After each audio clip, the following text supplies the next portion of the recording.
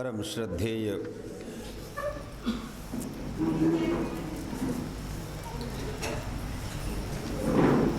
भागवत कथा प्रेमी सज्जन वृंद, भक्ति एवं शक्ति स्वरूपा माताओं,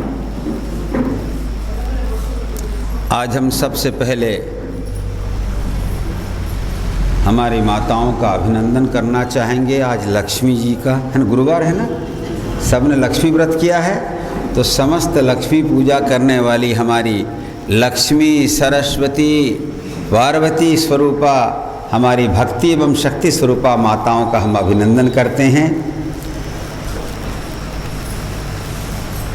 उसके साथ साथ आप सबका भी अभिनंदन। ऐसा नहीं क्योंकि लक्ष्मी नारायण को छोड़ करके नहीं रह सकती है ना, तो आप सब नारायण स्वरूप हो और आप सब लक्ष्मी स्वरूपा हैं। हम लोग प्रणाम में भी संत लोग जितने हैं हम कहते हैं ओम नमो नारायणाय। सन्यासी लोग एक दूसरे को जब अभिनंदन करते हैं तो कहते हैं नारायणाय।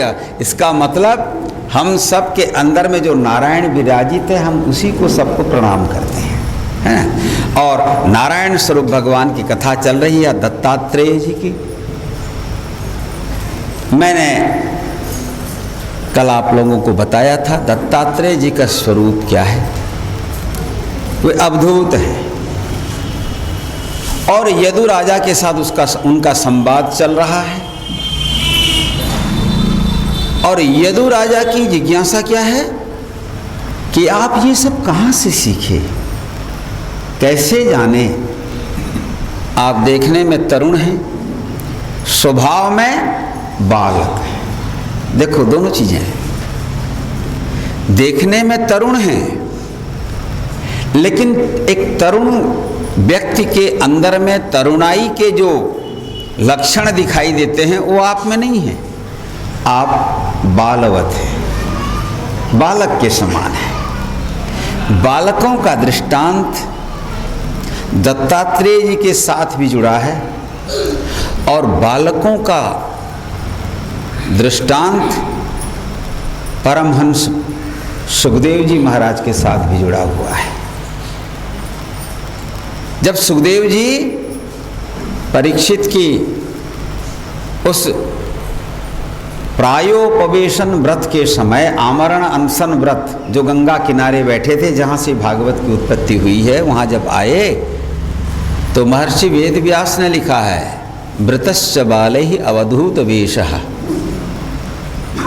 दो अवधूतों की चर्चा आ गई है ना। परमहंस सुखदेव जी महाराज भी अवधूत हैं और बालैहि बालकों से और बालिकाओं से घिरे हुए हैं। और अलक्ष्य लिंगो, लिंग का मतलब होता है चिन्ह। कोई चिन्ह नहीं है उनका। चिन्ह सामाजिक जीवन में हम सब का चिन्ह है ना। कोई ब्राह्मण है, कोई क्षत्रिय है, कोई वैश्य है, कोई शूद्र है, उसका भी अलग अलग चिन्ह होता है। ब्राह्मण का भी चिन्ह होता है कि नहीं। ऐसे ही कोई ब्रह्मचारी है, कोई गृहस्थ है, कोई वानप्रस्थ है, कोई सन्यासी है, उनका भी लक्षण होता है, चिन्ह होता है। ऐसे ही नारियों में भी कोई कुमारी है, कोई विवाहिता है, चिन्ह होता है कि नहीं। लेकिन सुखदेव जी महाराज ऐसे हैं कि उन्हें देखकर कोई नहीं कह सकता कि ये किस वर्ण के हैं या किस आश्रम के हैं। और उनके स्वभाव को देख करके भी ये निर्णय नहीं लगा सकता। ये भी देखो सुखदेव जी भी 16 साल की अवस्था में थे जिस समय आए, और ये भी तरुण अवस्था में है। लेकिन यदु जी देखते हैं कि इनका स्वभाव बिल्कुल बालक के समान है। बालक से उपमा देने का मतलब है कि बालक स्वभावतः शुद्ध होते हैं, है ना। उनके हृदय में किसी प्रकार का कोई छल कपट दुराव दुराग्रह पूर्वाग्रह ये सब कुछ नहीं होता।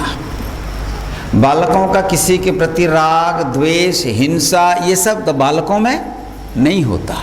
यहाँ तक कि काम का भी कोई प्रभाव उनके अंदर नहीं होता, निष्काम होते हैं बालक। बालकों को क्या चाहिए? खिलौना, अपने खिलौने में मस्त रह जाते हैं, या फिर खाना। खाना मिल जाए या खिलौना मिल जाए तो बालक मस्त हो जाते हैं। ऐसे ही इनका स्वभाव है, न कहीं से कुछ लेना, न कहीं किसी को कुछ देना। और स्वभाव और अवस्था क्या है? सदैव मस्त रहना। उनके पास कुछ नहीं है। तो यदुराजा जी का यही प्रश्न था कि महाराज आप ऐसे रह कैसे लेते हैं, और ये सब आपने सीखा कहाँ से? ध्यान रहे, हम लोग जीवन में जीने के लिए भी, कमाने के लिए भी, कृषि करने के लिए भी, पढ़ने और पढ़ाने के लिए भी कहीं ना कहीं से तो कुछ सीखते हैं ना। अरे माताओं, रसोई भी बनाया है, आप बनाते हैं, आप तो कहीं से तो पहले सीखा है।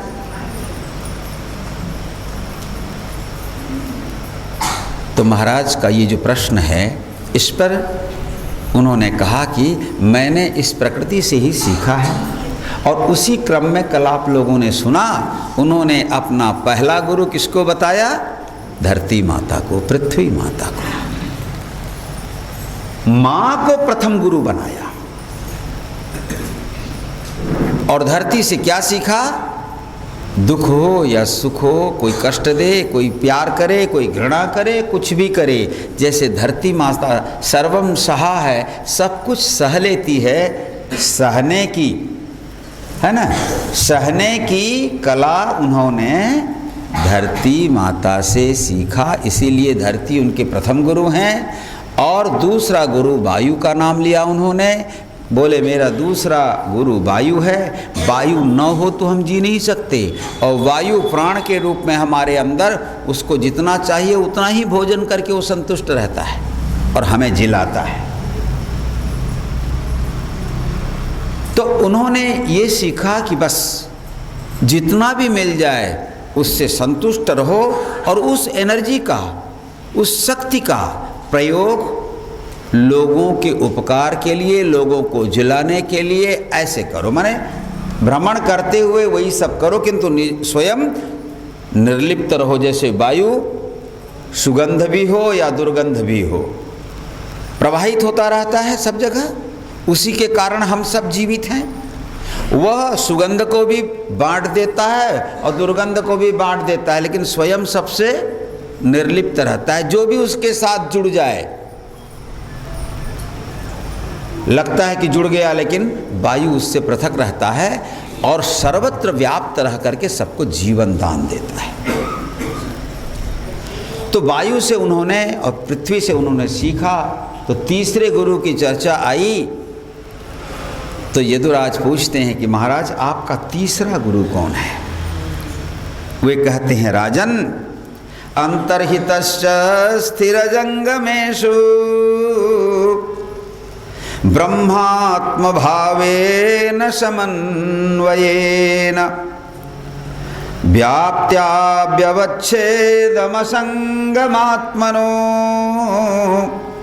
मुनिर्नभस्त्वं विततस्य भावयेत्। कहते हैं मेरा तीसरा गुरु आकाश है। आकाश से उन्होंने क्या सीखा? बोले देखो, आकाश सब जगह व्याप्त है। वेदांत में आकाश की उपमा बहुत दी गई है। घटाकाश, मठाकाश, महाकाश। आकाश कहाँ नहीं है? आकाश सब जगह है, सबके अंदर है, सबके बाहर भी है, सर्वत्र व्याप्त है। तो घटाकाश कहते, घट माने घड़ा, मठिया, उसके अंदर भी आकाश है।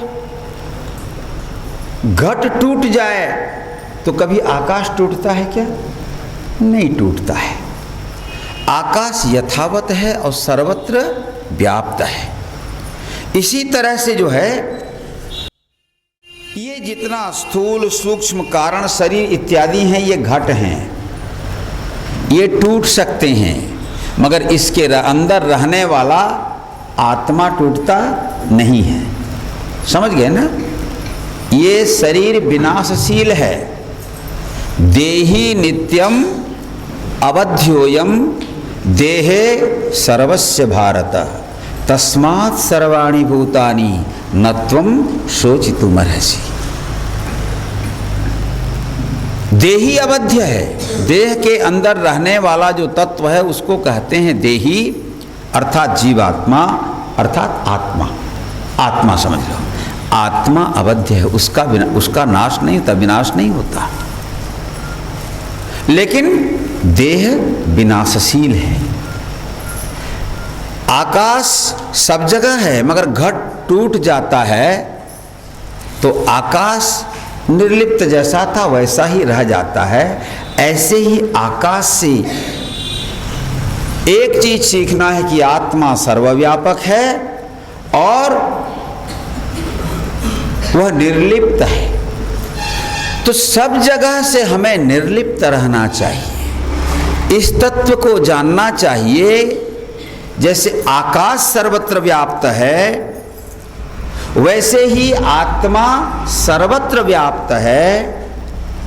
और आकाश जैसे घट टूट जाने से आकाश नहीं टूटता, ऐसे ही शरीर के टूटने से आत्मा, शरीर के विनाश होने से आत्मा विनष्ट नहीं होता। इस तत्व को दृढ़ता पूर्वक जो जानता है वही इस संसार में आनंद पूर्वक रह सकता है। तो भगवान दत्तात्रेय कहते हैं, हे राजन, मैंने आकाश से ये सीखा कि सब जगह से निर्लिप्त रहो, सब जगह रहो, सब जगह रहो, कहीं भी जाओ, कैसे भी करो, लेकिन सब जगह से निर्लिप्त रहो। निर्लिप्त माने पानी बरसता है तो आकाश कभी भीगता है क्या? हम आकाश को कभी भीगा हुआ नहीं अनुभव कर सकते। आकाश भीगता नहीं है, लेकिन बादल आते हैं आकाश में। आकाश के होने से ही बादल हैं, आकाश के होने से ही ये ग्रह नक्षत्र जितने भी ब्रह्मांड में हैं, सब कुछ आकाश के कारण हैं, आकाश में हैं, आकाश होने से हैं। आकाश को हम शून्य कहते हैं, लेकिन शून्य का तात्पर्य होता है पूर्ण। शून्य मतलब वस्तु का अभाव नहीं, शून्य का मतलब होता है जहाँ सब रहते हैं, है ना? गणित में आप शून्य कहते हो ना। शून्य का मतलब लोग समझ लेते हैं कि जहाँ कुछ नहीं होता वो शून्य है, क्योंकि हम गणित में यही सुनते हैं कि शून्य के बाद 1 2 3 4 5 6 7 8 9 9 संख्या है ना। संख्या से पहले शून्य है, इसका मतलब शून्य से संख्याओं की उत्पत्ति हुई, और 9 के बाद फिर संख्या और है क्या? है? 9 के बाद और संख्या है, 9 के बाद फिर शून्य है। इसका मतलब संख्या से पहले भी शून्य और संख्या के बाद भी शून्य। संख्याओं की उत्पत्ति हुई कहाँ से? शून्य से, और संख्याओं का विलय भी कहाँ पर? शून्य में। हमारे पास 9 संख्याएं हैं, है ना? ये 9 संख्याएं प्रतीक किसकी हैं? परा एवं अपरा प्रकृति की। ध्यान रहे, परा प्रकृति और अपरा प्रकृति। गीता में आप लोग पढ़ना, भगवान कृष्ण साफ साफ समझा दिए हैं। भूमिरापो नलो वायु खम मनो बुद्धिरेव च अहंकार इति यम में भिन्ना प्रकृतिरष्टधा। अष्टधा 8 प्रकृति।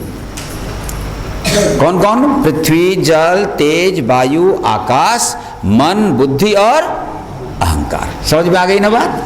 भूमिरापो नलो वायु खम मनो बुद्धिरेव च अहंकार इति यम में भिन्ना प्रकृति अष्टधा अपरेयम। ये 8 अपरा हैं। अपरेयम इतस्त्वन्याम प्रकृतिम विद्धि में पराम जीवभूताम महाबाहो येदम धार्यते जगत। ये 8 मेरी अपरा प्रकृति हैं और एक परा प्रकृति है जो जीव रूप में सर्वत्र व्याप्त है। तो 8 अपरा और एक परा मिलकर कितने हो गए? 9 हो गए ना। ये संख्या हमारे जो ऋषियों ने 1 से 9 तक संख्या का जो उद्भावन किया, ये संख्याएं परा एवं अपरा की हैं। ये परा एवं अपरा प्रकृति का अधिष्ठान कौन है? ब्रह्म है। ब्रह्म को उन्होंने क्या माना? 0, शून्य। तो शून्य का साधारणतः लोग अर्थ मान लेते हैं कि जहां कुछ नहीं है वो शून्य है, लेकिन ऐसा नहीं है। जहां सब कुछ होता है, जो परिपूर्ण है, उस पूर्णता को कहते हैं शून्य। शून्य की अभिव्यक्ति होती है पूर्णता में। तो शून्य वस्तु का अभाव नहीं। आपकी आंखें शून्य को नहीं देख सकती, क्योंकि आपकी आंखें स्थूल को देखती हैं। आप ये घर को देख रहे हैं, महानदी में प्रवाहित जल को देख रहे हैं, ये सब स्थूल हैं। लेकिन ये जो शून्य है, यही पृथ्वी, जल, तेज, वायु, आकाश, इस आकाश में ही पृथ्वी, जल, तेज और वायु, ये चारों महाभूत सूक्ष्म रूप में विद्यमान है, परिपूर्ण है कि नहीं? लेकिन हमको नहीं लगता कि ये शून्य में, यहाँ मिट्टी है मैं बोलूँगा, पृथ्वी है, धरती है, आपको लगेगा नहीं। आप कभी पहले खपरेल घर होते थे तो देख, आजकल तो या कहीं पर देखना जहाँ सूर्य का किरण घर में कहीं छिद्र में से आता है, तो उसमें देखना कितना छोटे छोटे धूल के कण अणु पर दिखाई पड़ते हैं कि नहीं? इसका मतलब ये शून्य में ही सब कुछ भरा हुआ है। और ये शून्य किसका प्रतीक है? ये शून्य क्या है? इसी को हम आकाश कहते हैं। इस शून्य को हम क्या कहते हैं? आकाश कहते हैं। अन्य अर्थ में इसको अवकाश भी कहा जाता है ना? टाइम और स्पेस, काल और अवकाश को लेकर विज्ञान के बहुत सारे सिद्धांत हैं। तो अवकाश न हो, आकाश न हो तो कुछ नहीं हो सकता। सब हैं आकाश में, लेकिन आकाश किसी में से लिप्त नहीं है। पानी का प्रभाव है ना, आकाश को गीला नहीं कर सकता, पानी आकाश को प्रभावित नहीं कर सकता। आग जला दो तो कपड़े जल जाएंगे, लकड़ी जल जाएगी, मगर आकाश कभी जलता नहीं है। आप आकाश को तलवार से काट नहीं सकते, है ना? वही तो आत्मा का लक्षण है। जिसे शस्त्र काटे न अग्नि जलावे, बुझावे न पानी न मृत्यु मिटावे, वही आत्मा सच्चिदानंद मैं हूँ, शिवोहम शिवोहम शिवोहम शिवोहम। योगी लोग, महापुरुष लोग अपने आप को इसी भाव में रखते हैं। आत्मा को शस्त्र के द्वारा काटा नहीं जा सकता, पानी के द्वारा भिगाया नहीं जा सकता, अग्नि के द्वारा जलाया नहीं जा सकता। तो जो तत्व किसी से कटता नहीं, टूटता नहीं, मिटता नहीं, जलता नहीं, गीला नहीं होता, या यहां वहां खंडित नहीं है, उसी तत्व को तो आत्मा कहते हैं। उसी की अभिव्यक्ति हम लोग करते हैं आकाश का दृष्टांत देकर। अब कहते हैं ना, शांताकारं भुजगशयनं पद्मनाभं सुरेशं विश्वाधारं गगनसदृशं मेघवर्णं शुभांगं लक्ष्मीकान्तं कमलनयनं योगिभिर्ध्यानगम्यं वन्दे विष्णुं भवभयहरं सर्वलोकैकनाथं। गगन सदृशम, भगवान को आप कैसे कहते हैं? गगन माने आकाश के समान। अब देखो भाई, भगवान जो आकाश के समान हैं वो दिखाई पड़ेंगे क्या? दिखाई नहीं पड़ेंगे ना। जैसे आकाश को हम इन आँखों से देख नहीं सकते, ऐसे ही भगवान को भी हम इन आँखों से नहीं देख सकते। इसीलिए अर्जुन से भगवान श्री कृष्ण ने कहा, अरे अर्जुन, तुम मेरे जिस विश्वरूप को देखना चाहते हो उसे देखने के लिए इन आँखों में सामर्थ्य नहीं है। अगर उसे देखना है, अर्जुन ने कहा प्रभु वही दिखाइए मेरे को। बोले तब फिर इन आँखों को छोड़ो, अब मैं तुम्हें एक स्वतंत्र आँख देता हूँ। कौन सी आँख? दिव्यम ददामि ते चक्षु पश्य में योगमैश्वरम। मैं तुम्हें दिव्य चक्षु प्रदान करता हूं, उससे देख सकते हो। तो दिव्य चक्षु का मतलब ज्ञान नेत्र। ज्ञान नेत्र के द्वारा आकाश की स्थिति को देखा जा सकता है, ब्रह्म को अनुभव किया जा सकता है। तो दत्तात्रेय भगवान कहते हैं, हे यदुराजन, मैंने आकाश से ये सीखा कि सर्वत्र आत्मा व्याप्त है, तो मैं जो है सब में किसको देखता हूं? यो माम पश्यति सर्वत्र सर्वं च मयि पश्यति तस्याहं न प्रणश्यामि सच में न प्रणश्यति। ये गीता का वाक्य है। भगवान श्री कृष्ण कहते हैं यो माम पश्यति सर्वत्र। सर्वत्र का मतलब केवल मनुष्य के अंदर नहीं, कीट पतंग से लेकर के समग्र जड़ और चेतन, अखिल ब्रह्मांड में जड़ चेतन में जो सर्वत्र परमात्मा को देखता है, यथार्थ में वही देखने वाला होता है। और ऐसा व्यक्ति जो उस परमात्मा को सर्वत्र देखना जान जाता है, उसके लिए कुछ भी त्याज्य नहीं है, उसके लिए कुछ भी अग्राह्य नहीं है। और ऐसा वह महात्मा कभी किसी से घृणा नहीं करता, सबसे प्रेम करता है। और अपने आप में भी वह कभी न दुखी होता है न सुखी होता है, मस्त रहता है। कुछ भी चिंता विषाद कुछ नहीं करता, वो मस्ती में रहता है, आनंद में रहता है। तो आकाश से उन्होंने सीखा कि सर्वत्र व्याप्त आत्म तत्व के समान मैं भी सर्वत्र व्याप्त हूं। दूसरी चीज क्या सीखा? निर्लिप्त रहो। आकाश जैसे कहीं लिप्त नहीं होता है, किसी के टूटने से टूटता नहीं है ना, निर्लिप्त रहता है। ऐसे ही निर्लिप्त रहो। और इसी को दत्तात्रेय जी कहते हैं। जगन्नाथ दास जी की भाषा में इस श्लोक का भाव बहुत सुंदर है। मुझे आकाश गुरु करी अवनी मध्य देह धारी।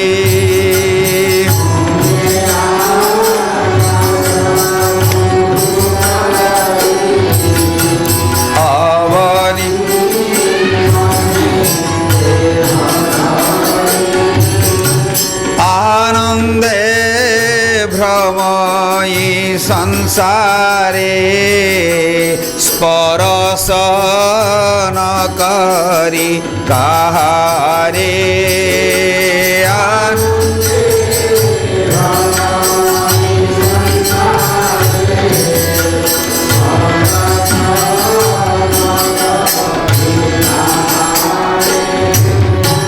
एणु आकाश गुरु मोर एबे हो सुना नृपवर।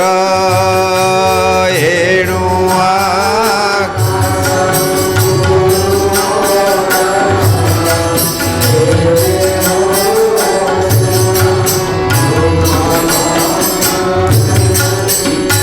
इसीलिए आकाश मेरा गुरु है।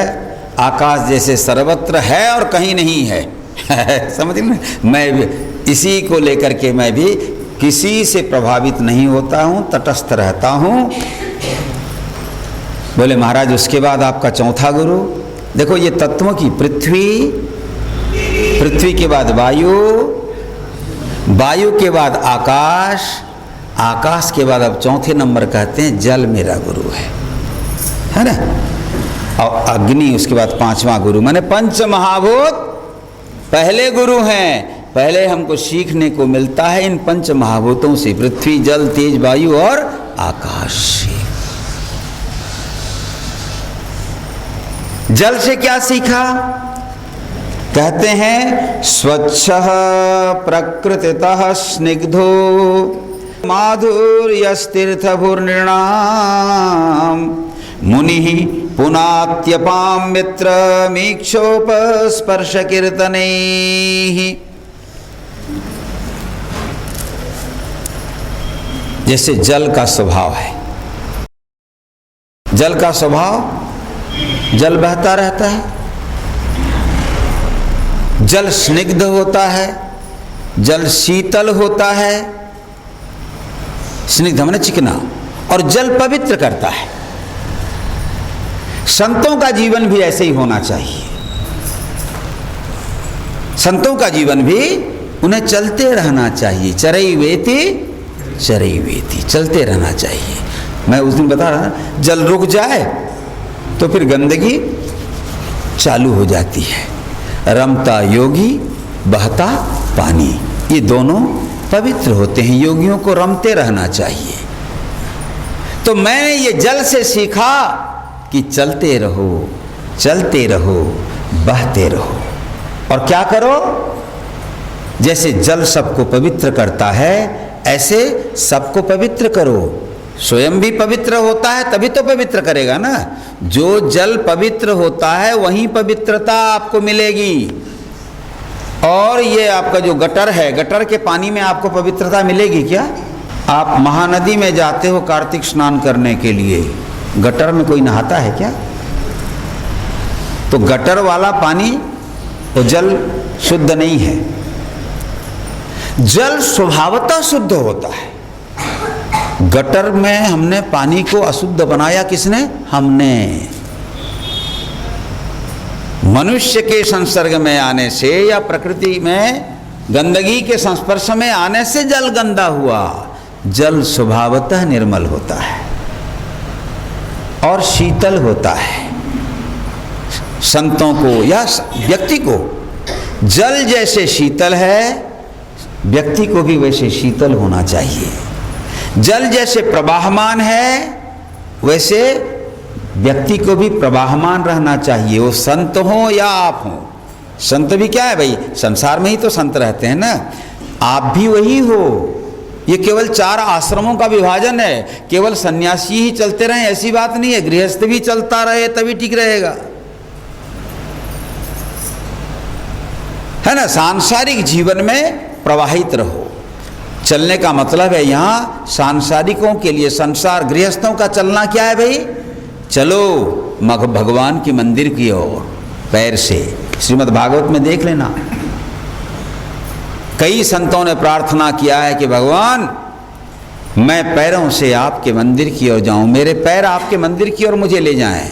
पैर मंदिर की ओर ले जाते हैं तो व्यक्ति शुद्ध होता है, पवित्र होता है। और पैर अगर मदिरालय की ओर ले जाएं तो व्यक्ति अशुद्ध हो जाता है, अपवित्र हो जाता है, भटक जाता है, विस्मृत हो जाता है और बर्बाद हो जाता है। मंदिर की ओर जाएं पैर तो व्यक्ति पवित्र होता है, उसमें स्मृति जागती है। ध्यान रहे, मंदिर स्मृति को जगाता है और मदिरालय स्मृति को नष्ट करता है।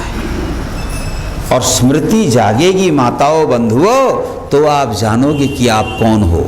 अर्जुन ने अंत में क्या कहा गीता में? भगवान श्री कृष्ण से कहा नष्टो मोह स्मृतिर लब्धा। भगवान आपके आशीर्वाद से, आपके उपदेश से मुझे ये पता चल गया कि मैं कौन हूँ, मैं भूल गया था अपने आप को। हम सब भूले और भटके लोग हैं। क्यों भूले हैं, भटके हैं? हम विषय के नशा में इतने माने बेहोश हो गए हैं कि हमें अपने का पता नहीं है, अपना पता नहीं है। तो दत्तात्रेय जी कहते हैं, भाई जैसे जल स्वच्छ होता है, स्निग्ध होता है, पवित्र करने वाला होता है और तीर्थ स्वरूप होता है। इलाहाबाद को तीर्थ कहते हैं, वाराणसी को तीर्थ कहते हैं, अपने जगन्नाथ धाम को क्या कहते हैं? तीर्थ कहते हैं। तीर्थ का मतलब जहां जल होता है, जिस जल में स्नान करने से व्यक्ति पवित्र होता है ना। तो हम ऐसा मानते हैं कि गंगा का दर्शन करो, स्पर्श करो, उसमें स्नान करो तो व्यक्ति पवित्र होता है। तो तीर्थ में जल ही होता है। संतों को तीर्थ स्वरूप होना चाहिए। तो यही मैंने सीखा है। और जल का एक दूसरा नाम जीवन है। जीवन का मतलब भी होता है जल। जल जीवन का प्रतीक है। ध्यान रहे, हमारे शरीर में भी जो है ना, अधिकता जल की है। जल न हो तो हम जी नहीं सकते, है ना। भोजन के बिना आदमी कुछ दिन जी सकता है, जल के बिना नहीं। जल जीवन का प्रतीक है। तो मैंने ये सीखा कि जल के समान रहो, प्रवाहित होते रहो, शीतल रहो, शांत रहो, लोगों का प्यास बुझाओ। और इसीलिए मैंने जल को अपना गुरु बनाया। जैसे जल तीर्थ लोक पावन होते हैं, वैसे संतों को भी सर्वत्र भ्रमण करते हुए पावन करना चाहिए। इसीलिए हे राजन, मैं टिकता नहीं हूं कहीं, भ्रमण करते रहता हूं। ये दोनों का जीवन वही है ना। सुखदेव जी के लिए भी कहा गया है, गोदोहन मात्र। गाय दूहने में जितना समय लगता है, सुखदेव जी महाराज उतनी समय कहीं रुकते थे। चलते रहो, चलते रहो। और चलने का नाम ही तो जीवन है, प्रवाहित रहने का ही नाम जीवन है ना। इसीलिए वेद का ये सिद्धांत है, चरई वेति चरई वेति, चलते रहो, चलते रहो, मगर अनावश्यक मत चलो। चलो मगर अपने राह पर जो भी आए उसे शुद्ध करते जाओ, उसे निर्मल करते जाओ और स्वयं भी शांत रहो। इसीलिए कहते हैं पवित्रता, स्नान दर्शन कीर्तने पवित्र हन्ति प्राणी माने। स्नान कीर्तन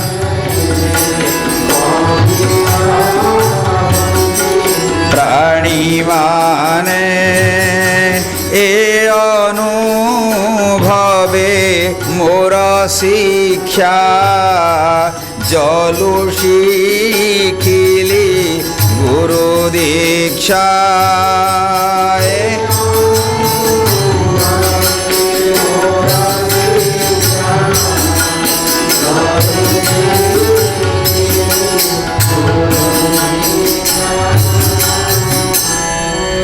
तो दत्तात्रेय जी कहते हैं, हे राजन, मैंने जल से ये सीखा, हमको भी जल से यही सीखना चाहिए।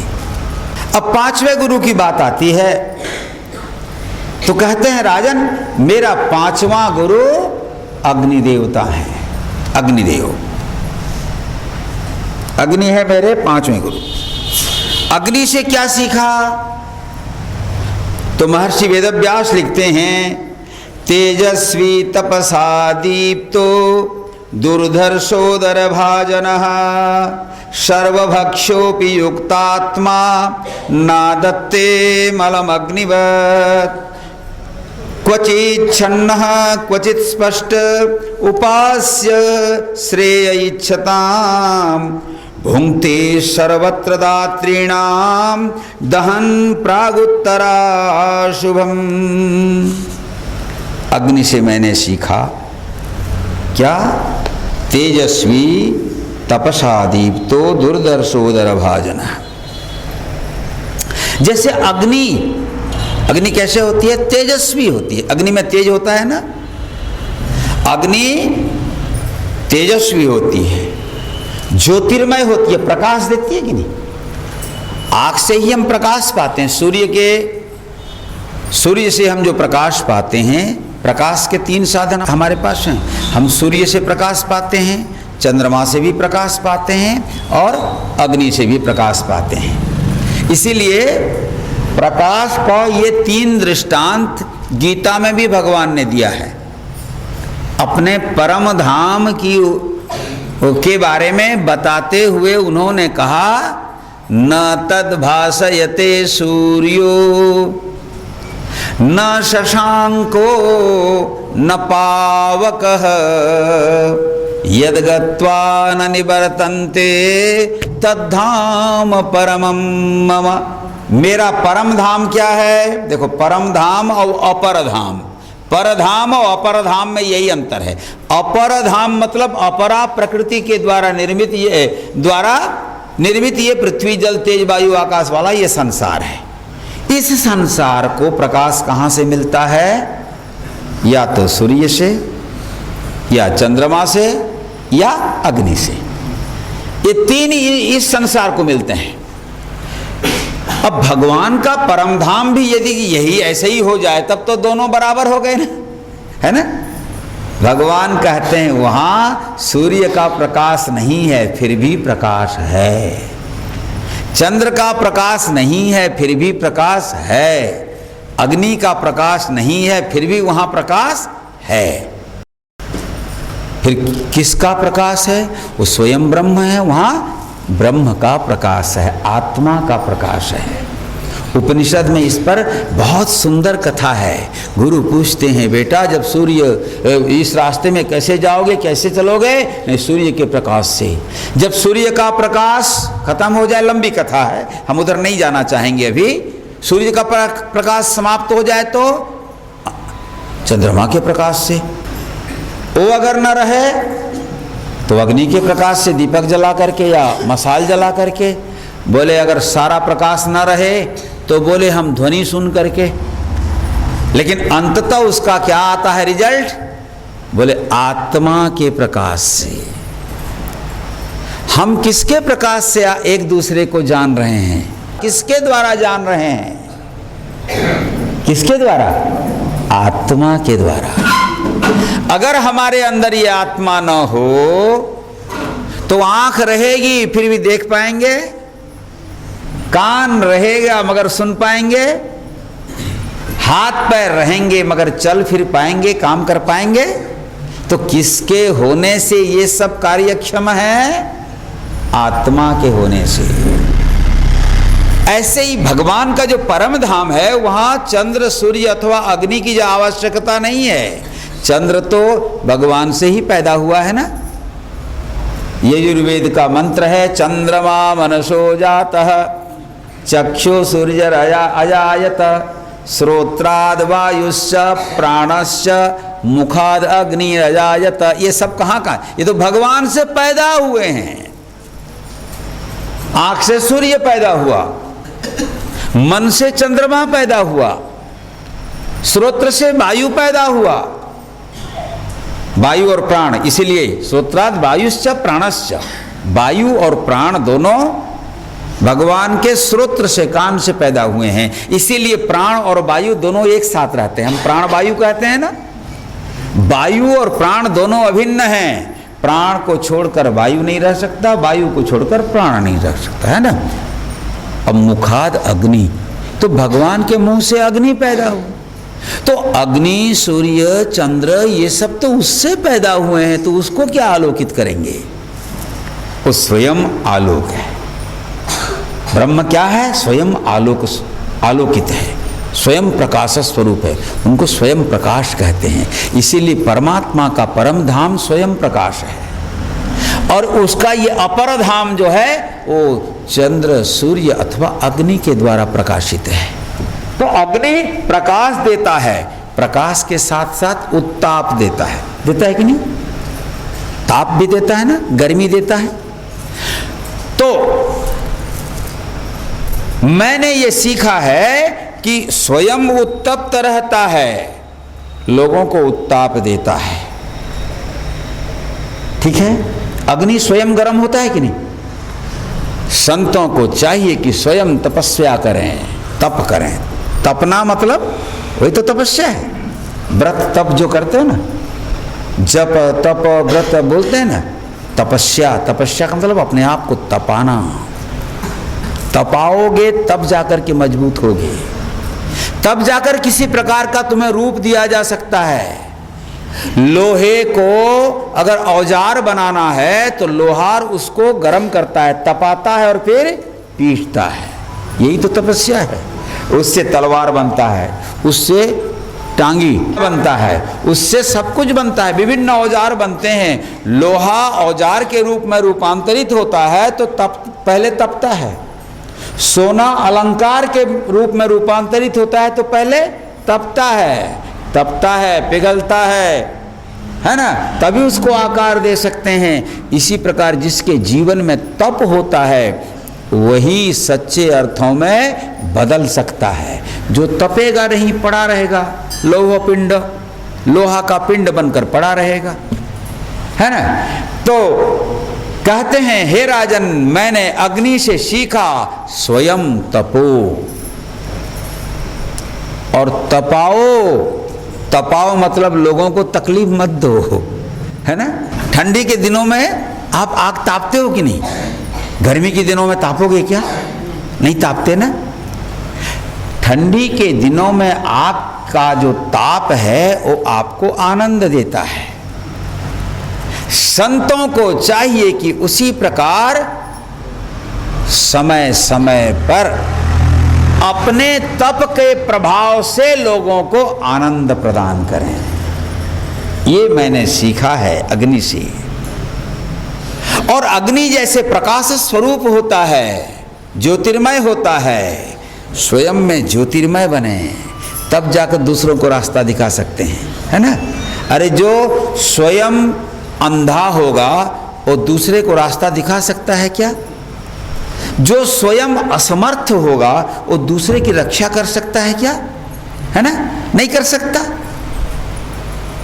तो दूसरों को रास्ता दिखाने के लिए आपको रास्ता का ज्ञान भी होना चाहिए और आप में दिखाने की ताकत, माने प्रकाश भी आपके हाथ में होनी चाहिए। ये संसार तो अज्ञान अंधकार से भरा हुआ है। ये अंधकार है। रात में जैसे आपको टॉर्च की रोशनी में रास्ता दिखाई पड़ता है, रात में अंधकार में आप रोशनी में रहते हो, सब कुछ जानते हो। ये संसार क्या है भाई?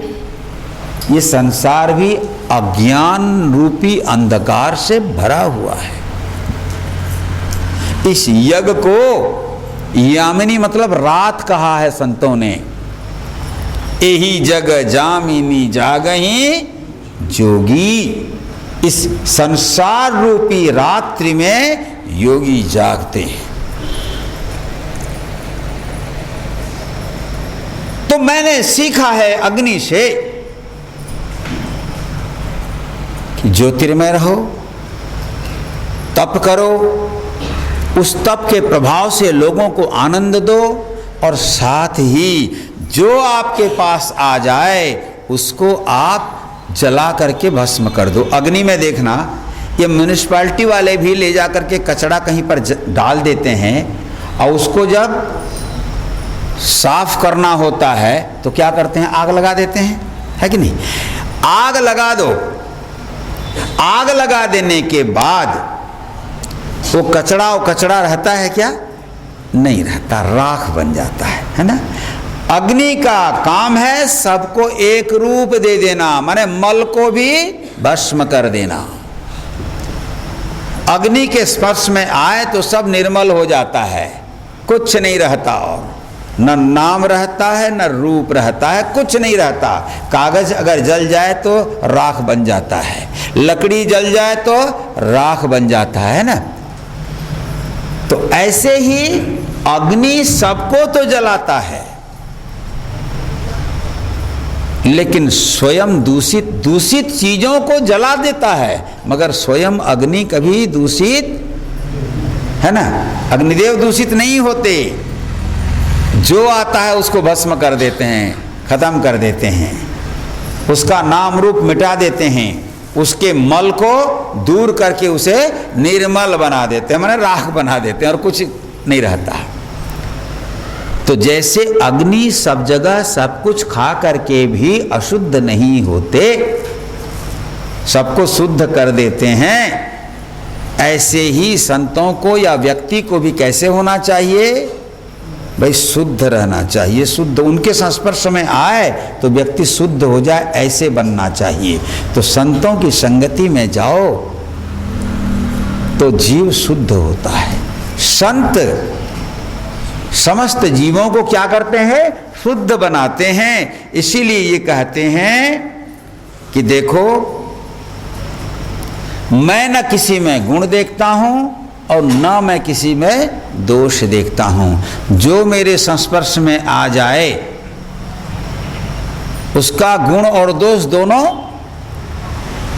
खत्म। देखो, गुण देखना कोई अच्छी बात है ऐसा लोग समझते हैं कि लोगों में गुण देखो ये अच्छी बात है, लेकिन एक बात देखो, गुण देखने की अगर बात आएगी तो किसी में अगर गुण दिखेगा तो किसी में दोष दिखेगा कि नहीं, है ना?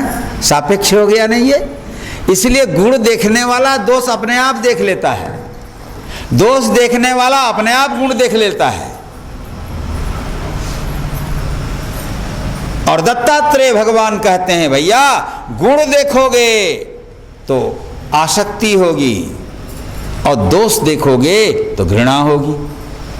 और ये दोनों ही साधक के जीवन में या व्यक्ति के जीवन में ये दोनों ही अच्छा परिणाम नहीं लाते। गुण देखोगे तो मत समझो कि अच्छे बन जाओगे, अच्छा ऐसा नहीं है, अपने आप दोष दिखने लगेगा। इसलिए उनका सिद्धांत है गुण और दोष ये तो संसार का धर्म है, उससे तटस्थ रहना सीखो। तो कहते हैं, हे राजन, इसीलिए मैं तटस्थ रहता हूं, मैं न किसी में गुण देखता हूं न किसी में दोष देखता हूं। तो क्या देखते हो? अग्नि को देखता हूं, माने अग्नि स्वरूप देखता हूं, मतलब आत्मस्वरूप देखता हूं, है ना? और जैसे बहुत सुंदर बोलते हैं, अग्नि जैसने सर्व खाई, विचारे गुण दोष नाही।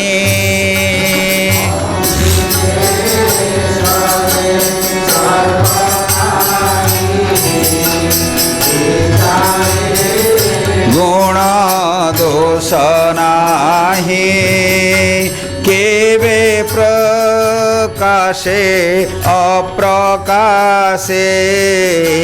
भोजन करे सर्ववासे।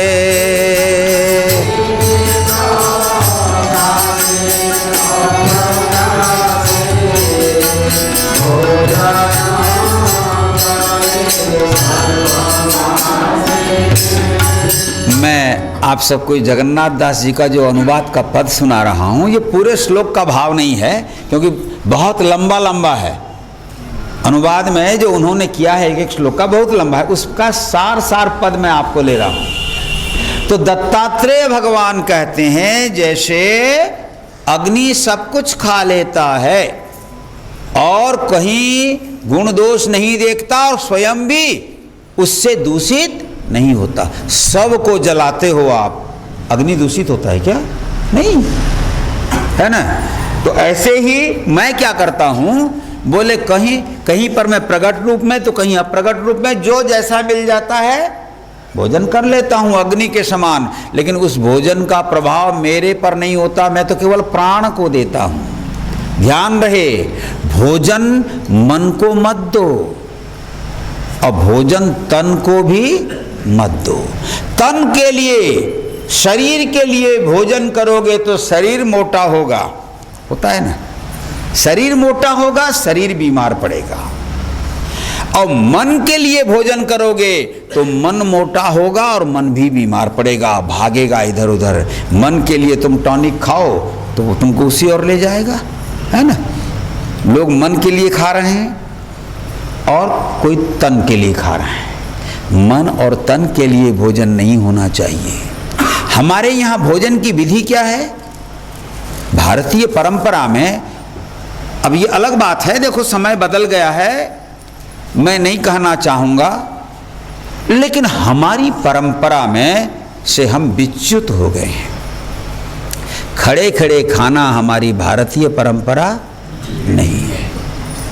खड़े खड़े भोजन करना, खड़े खड़े भोजन, चलते फिरते भोजन करने से उसका प्रभाव शरीर एवं मन पर अच्छा नहीं। मैं उसका विश्लेषण नहीं करूंगा, मैं पूरा आपको विज्ञान का पूरा बता सकता हूं, लाभ हानि, उधर नहीं जाऊंगा। मैं इतना बताना चाहता हूं कि खड़े खड़े चलते फिरते भोजन करने से उसका प्रभाव शरीर और मन के लिए ठीक नहीं होता। और दूसरी बात बता दूं, खड़े खड़े चलते चलते भोजन करने वालों को क्या बोला गया था हमारे यहाँ मालूम? बोला गया था, बोल रहा हूँ, भूतकाल का प्रयोग कर रहा हूँ। क्या बोला गया है बोलूँगा तो मेरे पर सब चढ़ाई कर देंगे, क्योंकि आजकल तो कोई बैठ के खाता ही नहीं, खड़े खड़े चलते फिरते। राजा भोज ने एक बार कालिदास को कहा कि आगच्छ मूर्ख उपविश, हे मूर्ख आओ और बैठो। पढ़ लेना, ये कहानी है।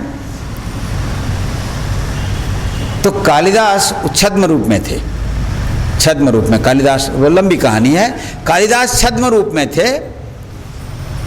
तो राजा भोज ने जब कहा, ब्राह्मण के वेश में थे, आगच्छ मूर्ख उपविश, आओ मूर्ख बैठो, तो आखिर कालिदास कालिदास है, ब्राह्मण के वेश में था। और राजा भोज ये चाहते थे कि कालिदास कहाँ छुपा हुआ है, उसको उसका पता लगाना है।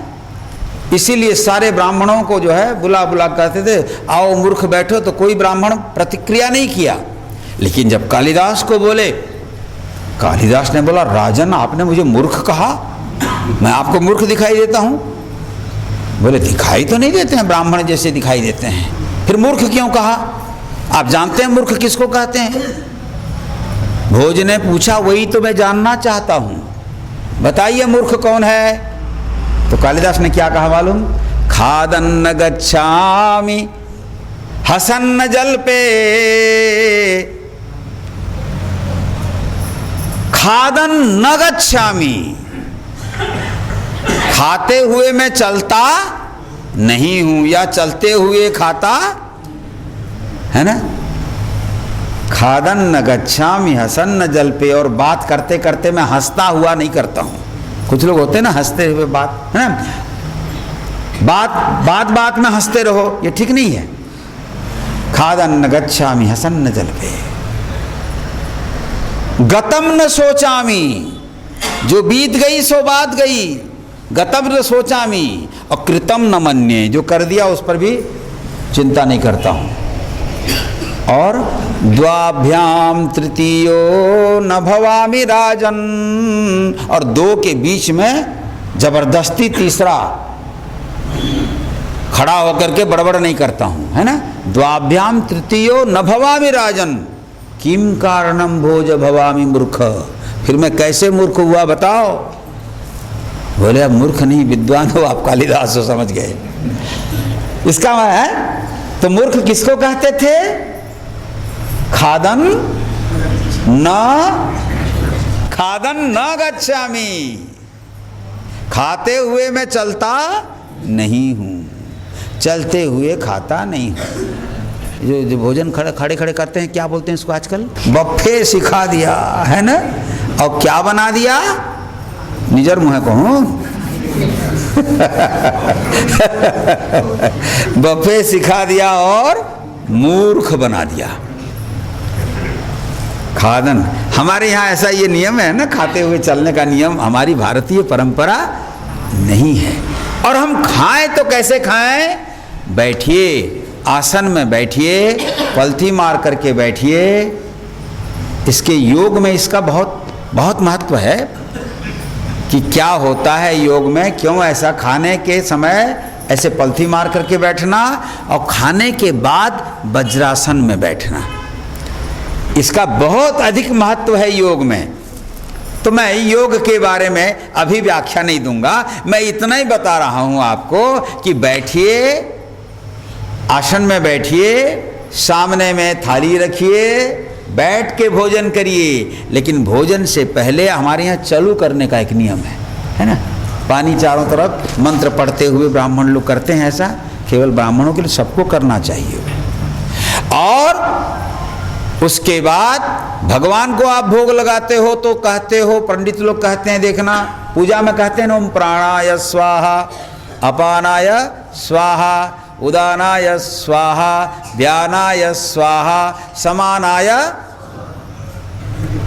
अरे भैया, भगवान के लिए भोग लगाते समय ये मंत्र पढ़ने के लिए नहीं है, वो तो पढ़ो ठीक है, लेकिन ये मंत्र आपके लिए है। ओम प्राणाय स्वाहा 1 ग्रास, अपानाय स्वाहा 2 ग्रास, व्यानाय स्वाहा 3 ग्रास, प्राण अपान व्यान समानाय स्वाहा 4, उदानाय स्वाहा ये 5 हैं। प्राण अपान व्यान समान उदान, ये 5 प्राण हैं। इन 5 प्राणों को 1-1 ग्रास देना चाहिए।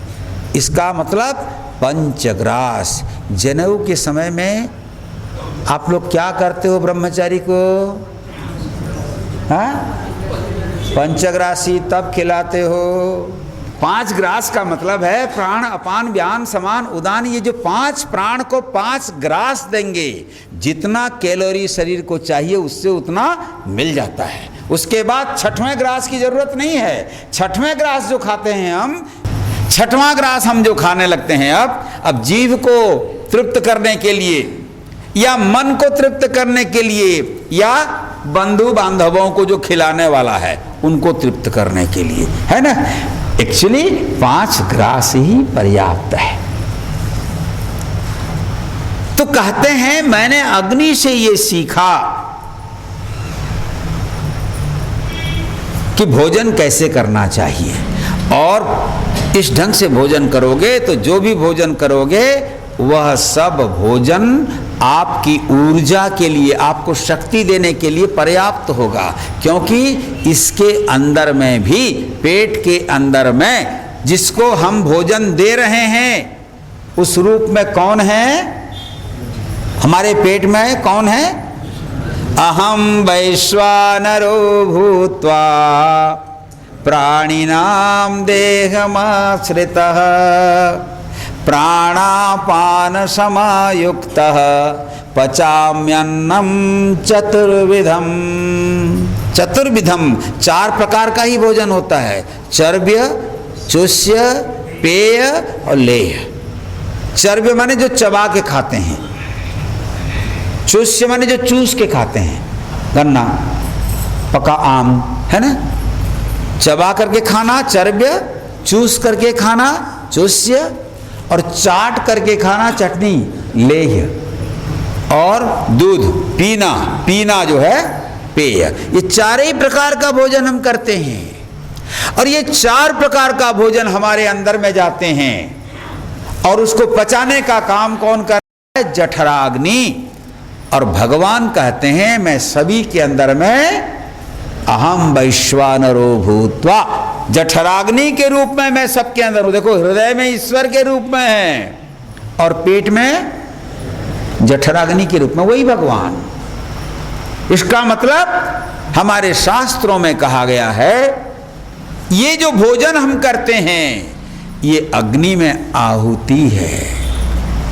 हमारा पेट यज्ञ कुंड है, उसमें है, उसमें हम जैसे अग्नि, ये बाहर में भी अभी आपने यज्ञ किया, यज्ञ में क्या डालते हैं? चावल, तिल, गुड़, है ना, घी, ये सब मिला करके साकल्य बनाते हैं कि नहीं? हव्य पदार्थ बनाते हैं, अग्नि में घी की आहुति देते हैं और ये सब अन्न उसमें स्वाहा करते हैं, औषधि स्वाहा करते हैं। तो हमें भी भोजन भी वैसा ही करना चाहिए। लेकिन हम भोजन क्या करते हैं? क्या करते हैं? मैं संयोग से ये आनंद निकेतन से आया, मछली बाजार में रास्ता नहीं, मांस दुकान में लाइन देख लो, कहां आज छाड़ खई। अरे महीने भर जो तप किया, व्रत किया, अमृत भांड पूरी थाई सुरा टिके रे, क्या क्या छाड़खाई दिन क्या छोड़ा भाई आपने, पुण्य छोड़ा या पाप छोड़ा? महीने भर का जो पुण्य किया था उसको छोड़ दिया।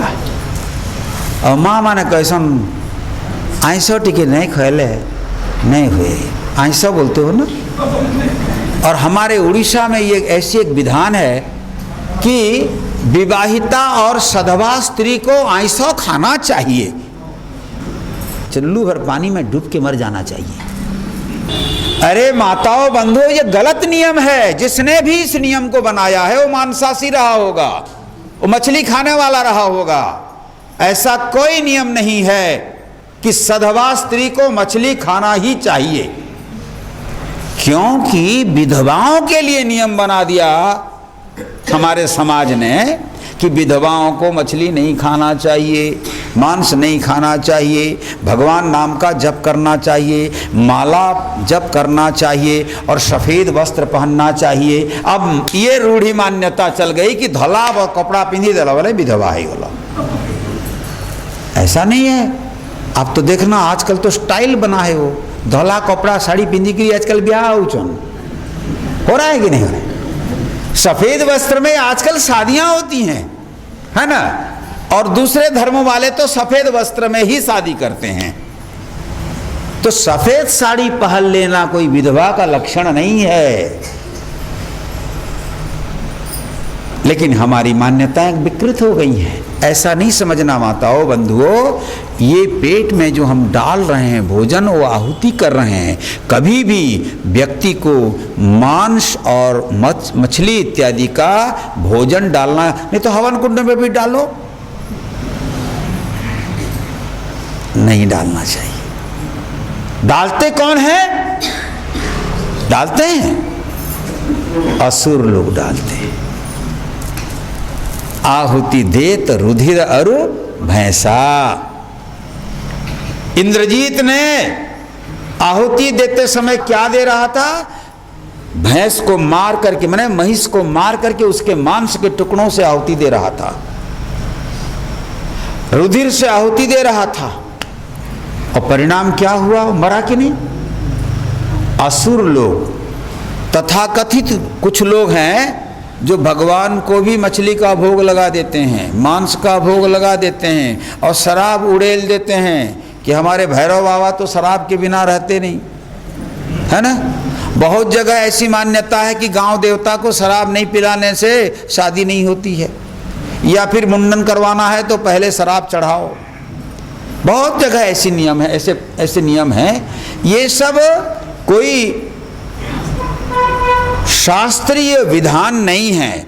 और बाद में अगर शास्त्र बने होंगे तो ये ऐसे ही लोगों के द्वारा बनाए गए होंगे जो मछली खाते हों, मांस खाते हों, मदिरा पीते हों, व्यभिचार करते हों। उन लोगों के द्वारा भी ऐसे नियम बना दिए गए होंगे, मगर होना ऐसा नहीं चाहिए। दत्तात्रेय जी कहते हैं अग्नि के समान रहो,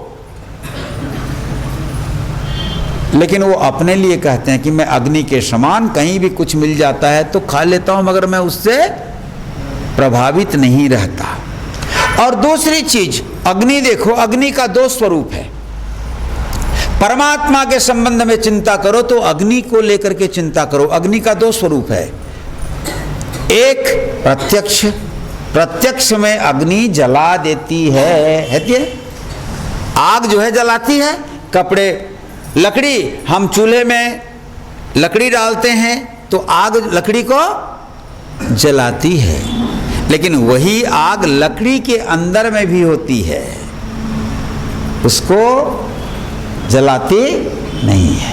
मंथन करो, अरणि मंथन, यज्ञ में अरणि मंथन से निकालते हैं, एक लकड़ी नीचे एक लकड़ी ऊपर करके मंथन करो तो उससे, उसके घर्षण से अग्नि प्रकट हो जाती है। अग्नि थी तब तो प्रकट हुई। जहां अग्नि नहीं होती वहां मंथन से प्रकट नहीं होगी अग्नि, है ना। तो अग्नि थी लकड़ी के अंदर में, प्रकट हो गई, लेकिन वो अग्नि जब थी तो कैसी थी? अप्रगट अवस्था में थी। अप्रगट अवस्था में अग्नि लकड़ी को जलाती नहीं है, और प्रगट अवस्था में अग्नि लकड़ी को जला देती है। ऐसे ही परमात्मा इस संसार में निर्गुण निराकार के रूप में, सूक्ष्म रूप में भी विद्यमान है, सगुण साकार के रूप में विद्यमान है। हम उनकी उपासना सगुण साकार के रूप में करते हैं मान लो, तो जिस रूप में उनका ध्यान करते हैं वो उसी रूप में हमारे सामने प्रकट होते हैं। निर्गुण निराकार के रूप में वो सर्वत्र व्याप्त हैं, मगर सगुण साकार के रूप में हम उनको यहाँ वहाँ इधर उधर इस रूप में, इस नाम में, कभी कृष्ण रूप में, कभी राम रूप में, कभी हनुमान रूप में, कभी देवी रूप में, वो सब एक ही हैं। हम उनको सगुण साकार के रूप में मानते हैं। और आप देखना अग्नि स्वतः जलती भले ही ऊपर है, मगर जैसे लकड़ी का आग, लकड़ी अगर टेढ़ी है ना, आग अगर लग जाएगी तो अग्नि भी वहाँ टेढ़ी मेढ़ी लगती है। अग्नि का वो अपना गुण नहीं है, जिस वस्तु को उसने पाया उस वस्तु के आकार उस प्रकार को ले लेती है। ऐसे ही दत्तात्रेय जी कहते हैं भैया, अग्नि जय मंत काष्ठ पाई ते मंत रूप प्रकाशई।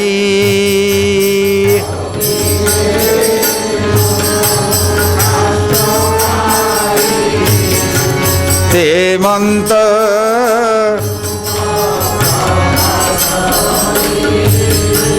एणु अग्नि को गुरु करी भ्रमई लोके देहधारी।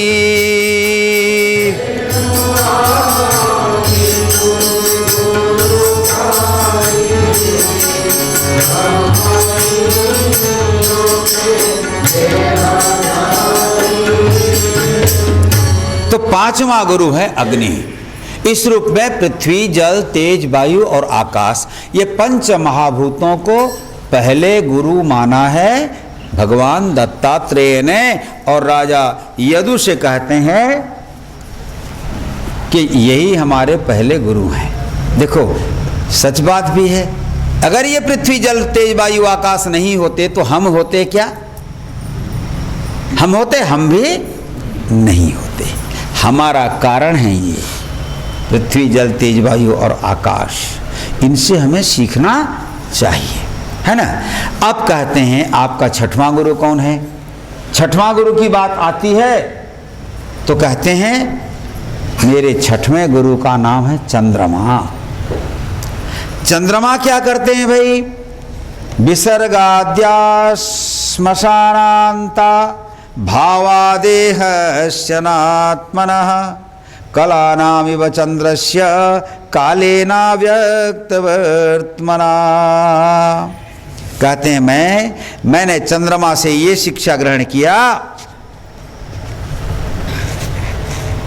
कि चंद्रमा देखो उसकी कलाएं घटती और बढ़ती रहती हैं, है ना।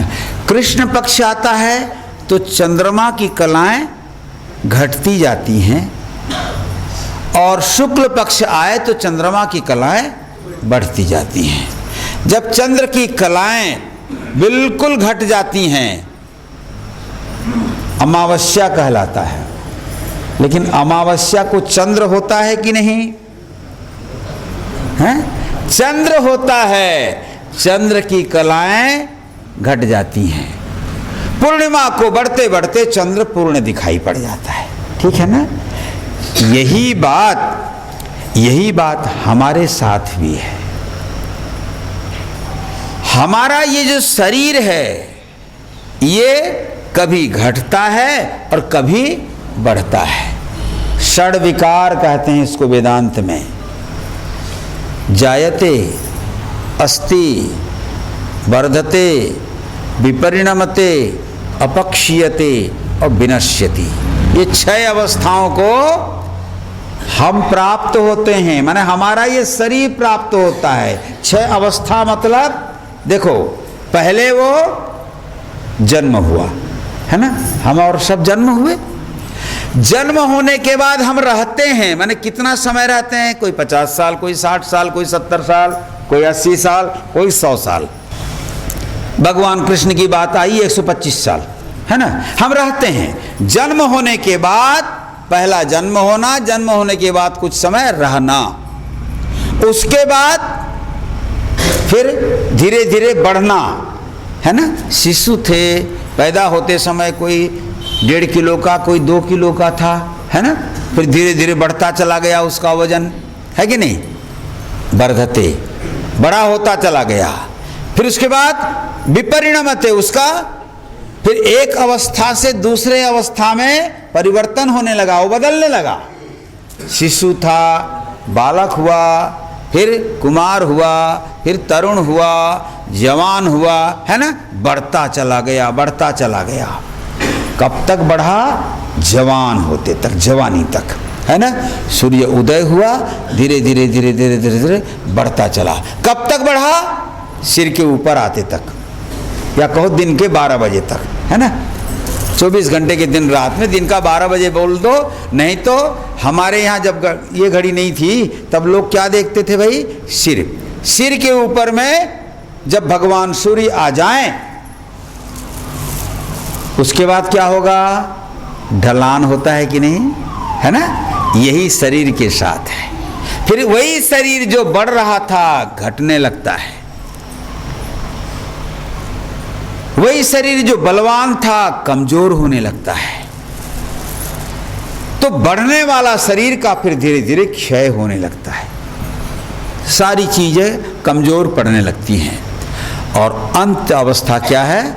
विनश्यति। विनश्यति माने नष्ट हो जाता है, मर जाता है। तो जन्म हुआ था प्रथम अवस्था और मर गया द्वितीय अवस्था। यही कलाओं का, चंद्रमा की कला के घटने और बढ़ने की बात है।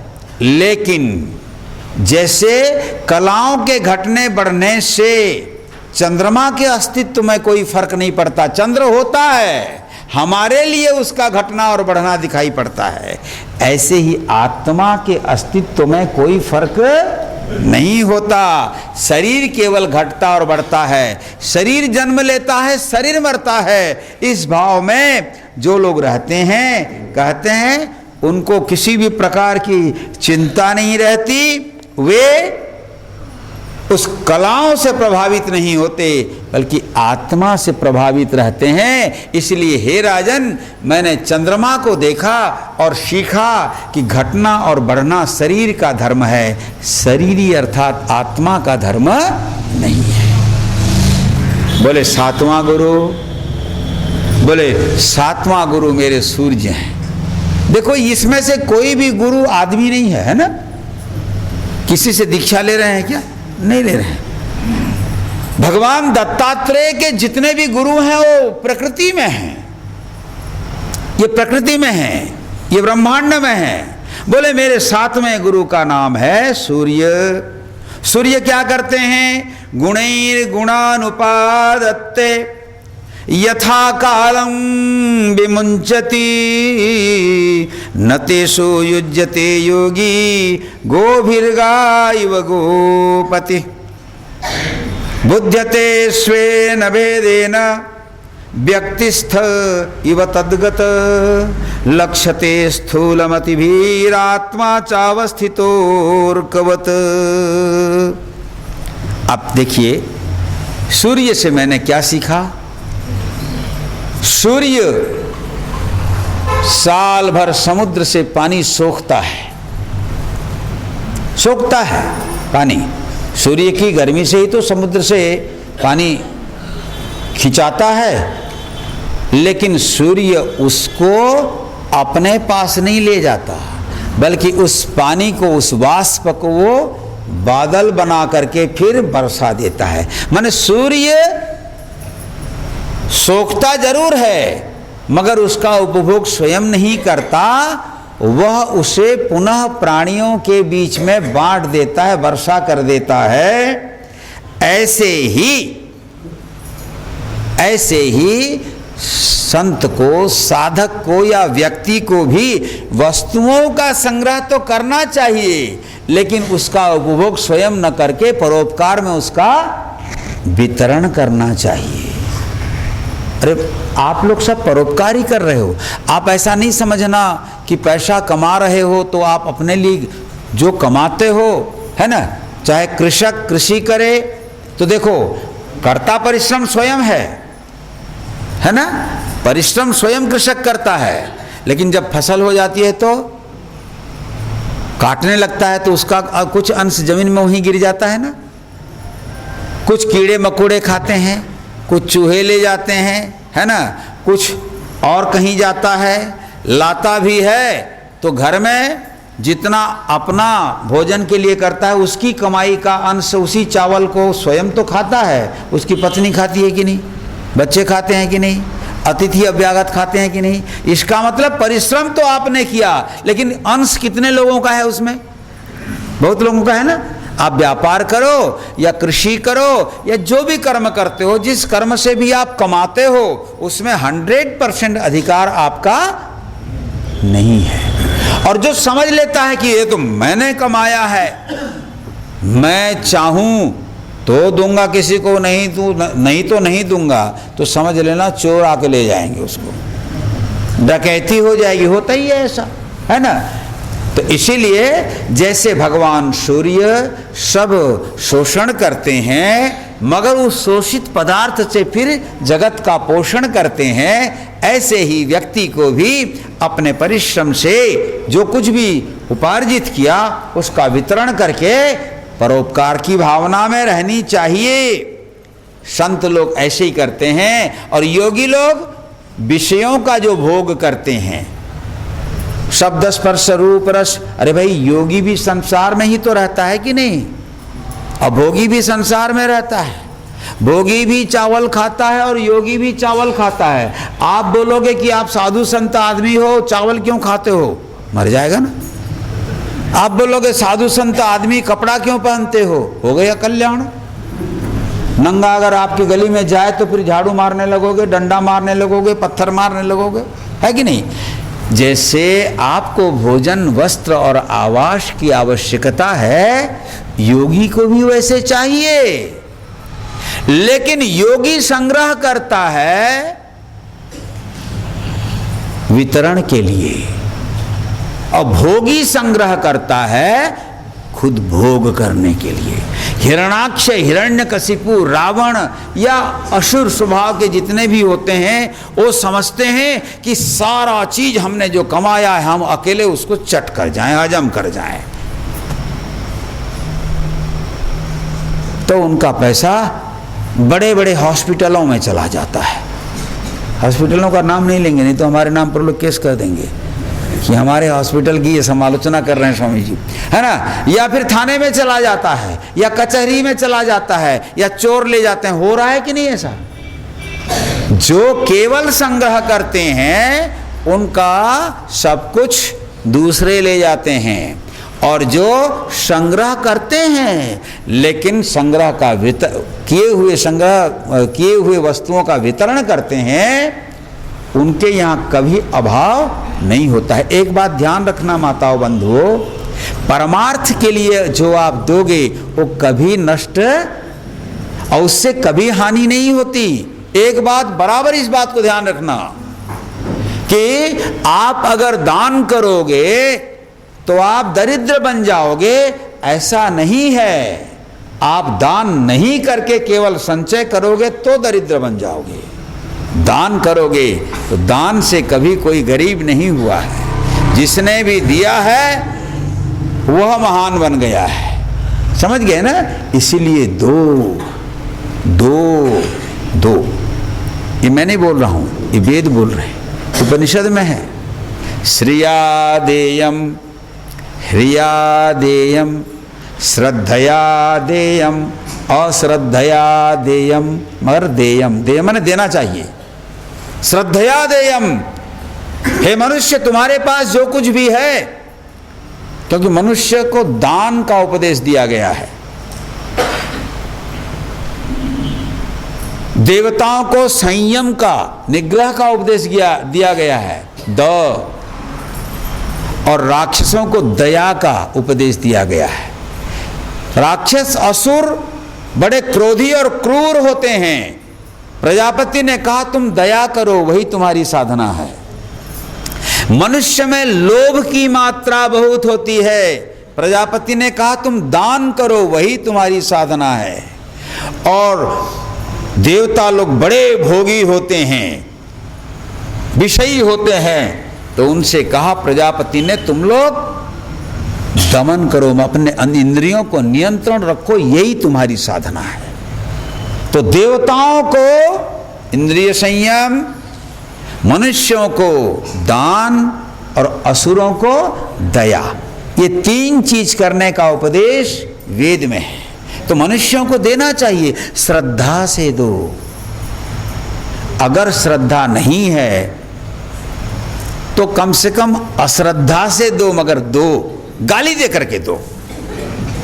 हाँ? बहुत लोग होते हैं, कोई संत अगर, कोई साधु अगर पहुंच गया, हाँ? इतना बड़ा शरीर पकड़ा है, भीख मांग के माधुकरी करते समय, संतों को माधुकरी मैंने समझ रहे हैं ना, संत लोगों को यथार्थ में माधुकरी करके जीना चाहिए। मैंने गए 5 घरों में 6 घरों में भोजन के बाद घर वाले जब खा चुके हों, जो अवशिष्ट है, जो बच गया होता है, वैसे आजकल तो बचता नहीं, और बचता भी तो लोग फ्रिज में रख देते हैं। लेकिन पहले जमाने में ऐसा नहीं होता था। हमारे माता, हमने तो देखा है, आप लोगों ने भी किया है सब, ये हमारी परंपरा थी कि हम 5 आदमी हैं तो एक अतिथि का भी उसमें हम बनाते थे, है ना, भोजन। तो कम से कम एक अतिथि, क्या जाने कब कौन किस रूप में आ जाए, है ना। उसमें से हम गौग्रास निकालते थे, गौ माता के लिए निकालते थे, प्राणियों के लिए निकालते थे। पहले ज़माने में वो थी, है ना, देखना बहुत लोग आटा सूजी लेकर, चीनी लेकर के चींटी वीटी सबको डालते थे ना। अब रिंग रोड में कहाँ डालोगे, नेशनल हाईवे में कहाँ डालोगे, सब तो कंक्रीट हो रहा है, सब जगह कंक्रीट। तो चींटी से लेकर के सर्प तक सब मर रहे हैं, है ना।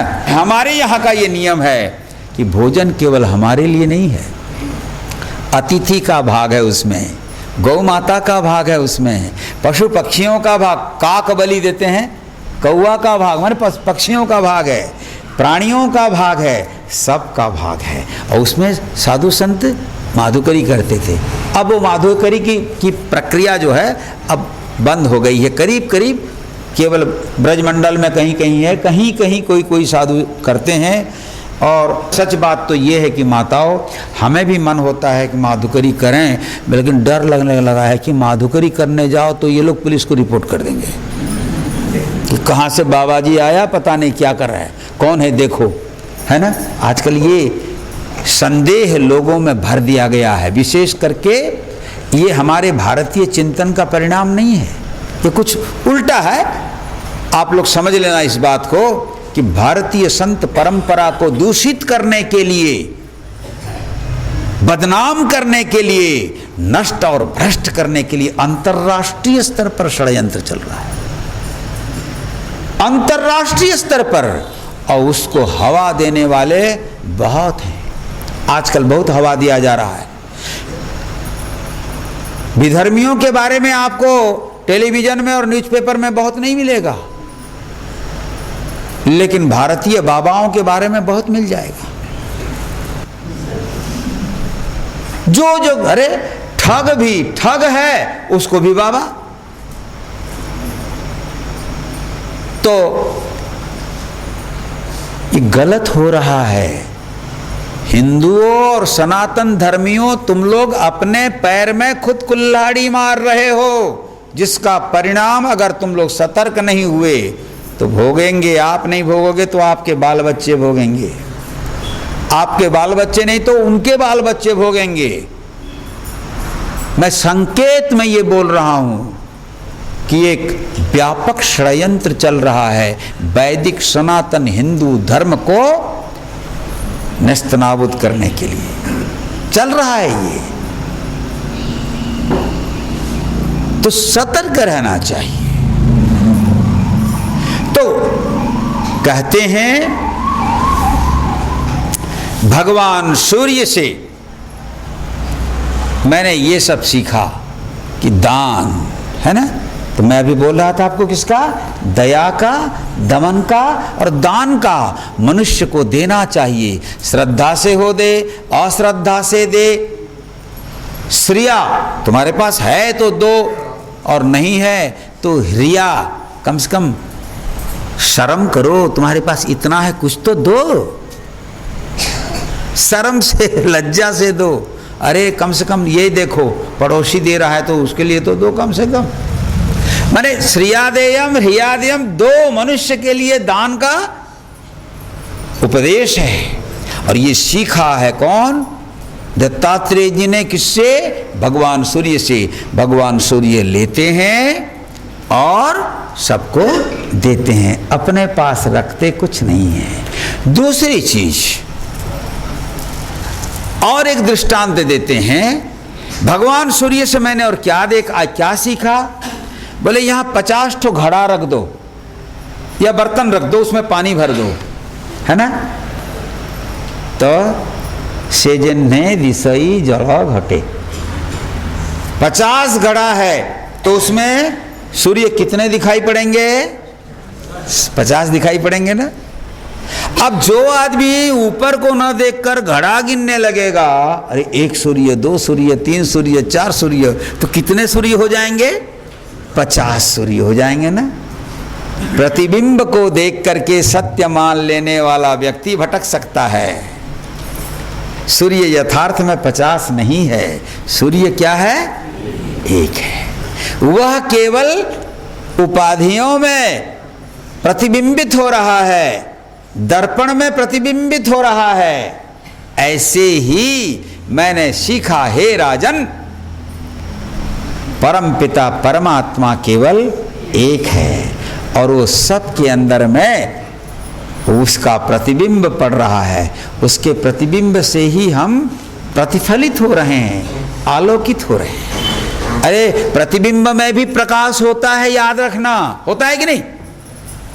आपका सूर्य वहां है, यहां से दर्पण में उसको प्रतिफलित करो, समझ रहे हो ना, सूर्य को दर्पण में, और फिर उसको अंधेरे घर में ले मारो जहां, तो टॉर्च का फोकस का समान पड़ता है कि नहीं, वो दिखाई पड़ेगा कि नहीं साहब। हमारे और आपके अंदर में जो ये सब कुछ दिखाई दे रहा है, प्राण से लेकर के ज्ञान पर्यंत, ये सब उसी का प्रतिबिंब है। असल तो वही है, हम सब नकली हैं, असली वही है। लेकिन असली और नकली में, नकली भी कभी कभी असली जैसे लगता है कि नहीं, है ना, नकली भी असली जैसे लगता है, इतना बढ़िया बना देते हैं, है ना। एक म्यूजियम है, उसमें विभिन्न लोगों के मूर्तियां, मोम की मूर्तियां बना बना करके रखते हैं, है ना, लंदन में। नेता, अभिनेता, साइंटिस्ट सबका रखते हैं। देखना, जिसकी मूर्ति बनी है वही अभिनेता वहां खड़ा भी रहेगा तो पता नहीं चलता है कि मूर्ति कौन है, असली कौन है और नकली कौन है ना। ऐसे ही असली वह परमात्मा है, हम सब नकली हैं, लेकिन हम नकली को असली मान लेते हैं और असली को भूल जाते हैं। दत्तात्रेय कहते हैं, हे राजन, मैंने सूर्य से सीखा है कि असली को पकड़ो और नकली को छोड़ो।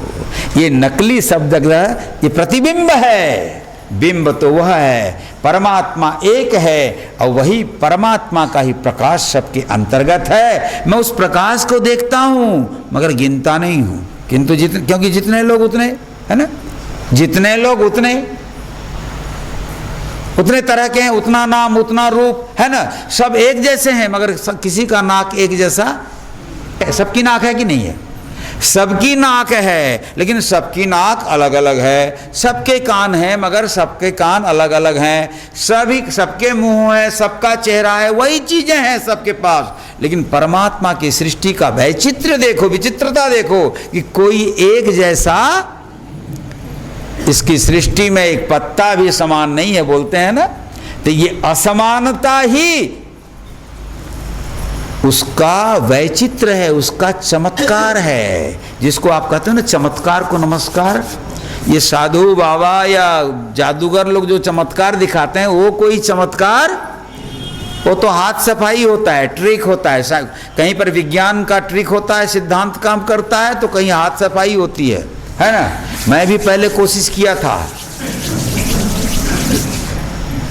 लेकिन सोचा ये करूंगा तो फिर लोग मेरे को सिद्ध समझ लेंगे, ज्ञानी समझ लेंगे, अब वो ज्ञानी नहीं सिद्ध समझ लेंगे, और फिर मेरे पास रोज फिर भीड़ लगेगी, है ना।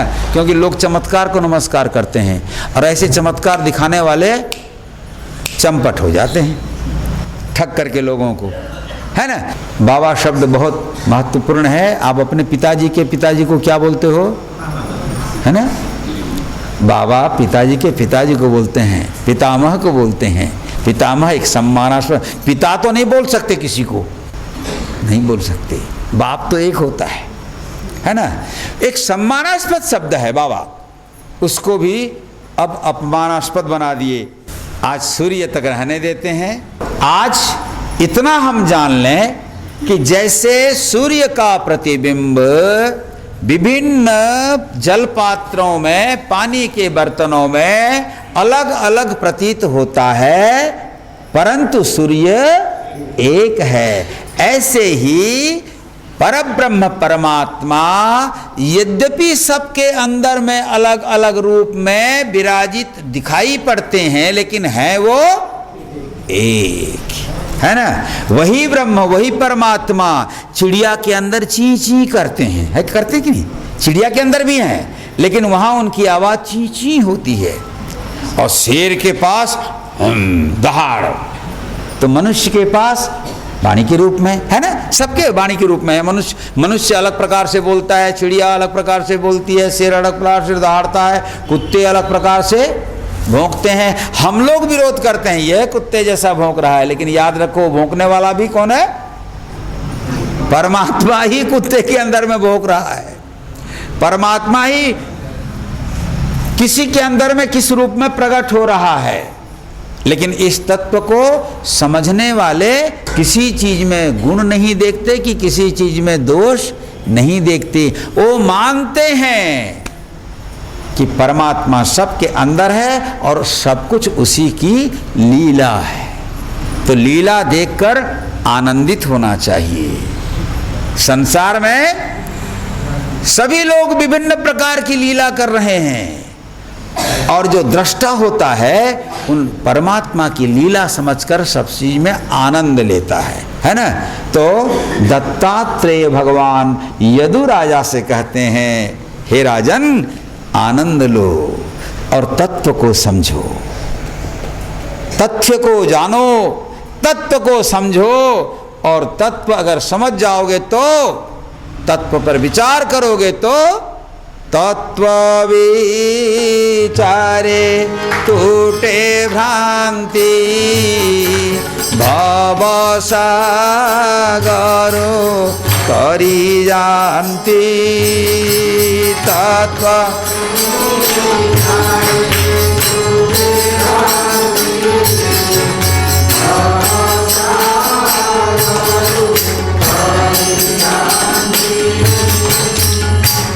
तत्व के जानने से ही, तत्व के विचार से ही भ्रांति मिटती है, याद रखो। और भ्रांति के मिटने से ही व्यक्ति को सत्य का साक्षात्कार होता है, और सत्य के साक्षात्कार से ही व्यक्ति धन्य होता है। और जो धन्य भागी होते हैं, धन्य हो जाते हैं, वही इस संसार में रहते हुए भी वो आनंदित रहते हैं। उनके लिए ये संसार दुखालयम अशाश्वतम नहीं होता, उनके लिए ये संसार सर्वम खलु इदम ब्रह्म होता है। तो इसी भाव में हम दत्तात्रेय जी के समान अगर विचार कर पाए तो हो पाएंगे। तो आज चर्चा को यहीं रखते हैं। देखिए माताओं बंधुओं, ये तो श्रीमद् भागवत है और मैं जल्दी भागवत 5 दिन में 7 दिन में तो पूरा करने वाला हूं नहीं। ये भागवती धारा है,